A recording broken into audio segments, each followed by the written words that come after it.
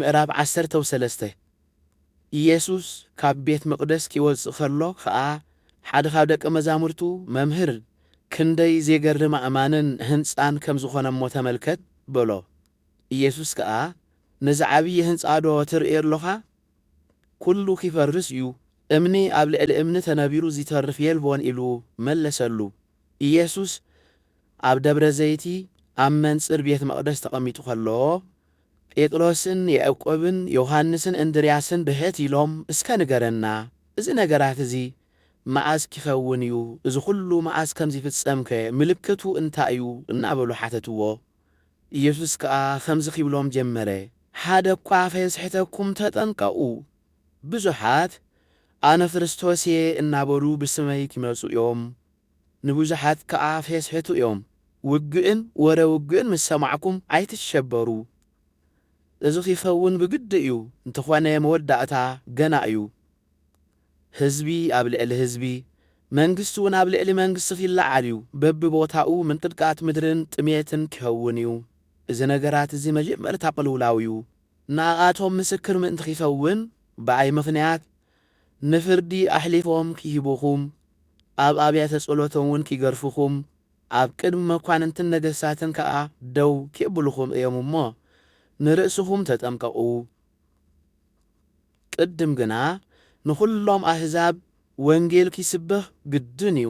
መንፈስ ቅዱስ እዩ እምበር ንስኻትኩም ኣይኮንኩምን እትዛረቡ። ስለዚ ኣሕሊፎም ክሂቡኹም ምስ ወሰዱኹም እቲ በታ ሰዓት እቲኣ ዝወሃበኩም ደኣ ተዛረቡ እምበር እንታይ ኢልኩም ከም እትዛረቡ ኣቐዲምኩም ኣይትጨነቑ። ሓው ንሓዉ፣ ወላዲ ንውሉዱ ኣሕሊፉ ንሞት ክህብ እዩ። ውሉድ እውን ኣብ ልዕሊ ወለዶም ተንሲኦም ክቐትልዎም እዮም። ምእንቲ ስመይ ከዓ ኩሉ ክጸልኣኩም እዩ። እቲ ክሳዕ መወዳእታ ዝዕገስ ግና ንሱ ኺድሕን እዩ። እቲ ብነቢይ ዳንኤል ዝተባህለ ናይ ጥፍኣት ርኽሰት ኣብ ዘይግብኦ ስፍራ ቆይሙ ምስ ረአኹም በቲ ዘንብብ የስተውዕል። ሽዑ እቶም ኣብ ይሁዳ ዘለዉ ናብ እምባታት ይህደሙ። እቲ ኣብ ዝባን ናሕሲ ዘሎ ከዓ ናብ ቤት ኣይውረድ፣ ገለ ኺማላእ ኢሉ እውን ኣይእቶ። እቲ ኣብ ወፍሪ ዘሎ ከዓ ክዳኑ ኺማላእ ንድሕሪት ኣይመለስ። በታ ቐነቲኣ ግና ንጥኑሳትን ንዘየጥብዋን ወይልአን ምህዳምኩም ብኽረምቲ ኸይከውን ጸልዩ።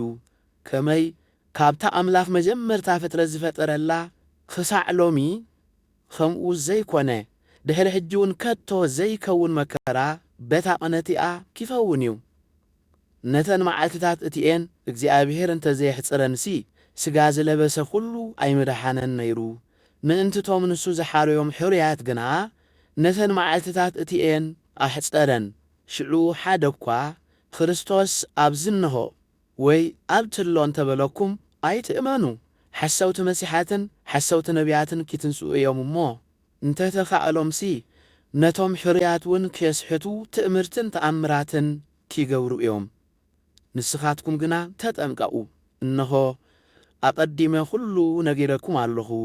እንተኾነ በተን መዓልትታት እቲኣተን ድሕሪ እዚ መከራዚ ፀሓይ ክትጽልምት ወርሒ እውን ብርሃና ኣይክትህብን እያ።